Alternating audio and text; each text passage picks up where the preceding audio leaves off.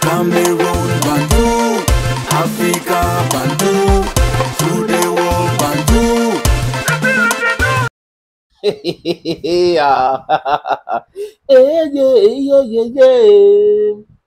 Black steel, oh, yeah, silence, Black steel, oh, silence. On n'avait pas bien expliqué à Njitap. On n'avait pas bien expliqué à Belle. On n'avait pas bien expliqué aux autres là, qui sont dans le complot des politicards. Oui, les amis, on ne les a pas bien expliqués.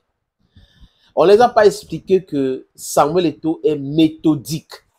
Oh, il est rancunier, il est ceci. Comme s'ils ne sont pas rancuniers, un être humain ne doit pas oublier ce qu'on lui a fait. Si tu oublies ce qu'on t'a fait du mal, c'est qu'on va seulement t'achever. Aucun être humain ne doit oublier le mal qu'on lui a fait ou le bien qu'on lui a fait. Ça, c'est perdre la mémoire. Eto'o est rancunier, Eto'o est ceci. Ah bon? Donc, vous allez comploter contre lui et il reste muet. Vous allez l'insulter, après il ne répond pas. Là, c'est être feignant. Quelqu'un à qui on complote, on veut le tuer et il reste muet, c'est un feignant. Si vous insultez quelqu'un à longueur de journée et qu'à un moment donné, il ne répond pas, il est un feignant. Donc, vous feignantisez les gens et vous applaudissez. Oh, voilà, tel a dit telle chose. Il n'a pas répondu, il peut répondre, il répond, voir. Et quand il répond, non, un grand homme ne répond pas, il ne devrait pas répondre. Bande de coucougnouf.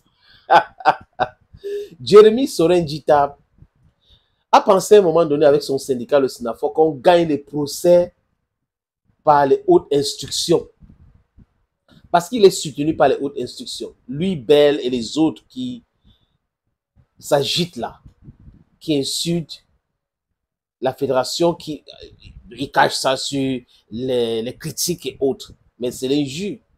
Les amis, it's not gonna work. Vous voyez? Il vient de mordre la poussière, Jérémy Djita, devant la CCA, dans la Chambre de conciliation et l'arbitrage du Cameroun.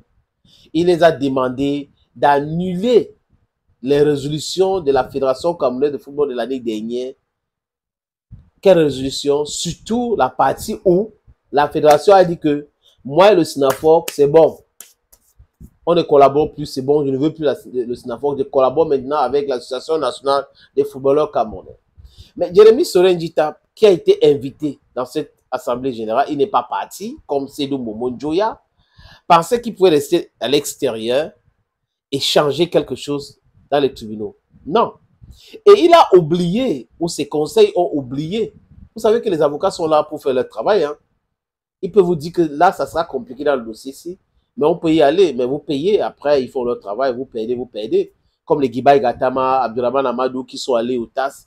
Et ils doivent de l'argent là, donc à l'Africa Foot, ils doivent payer cet argent.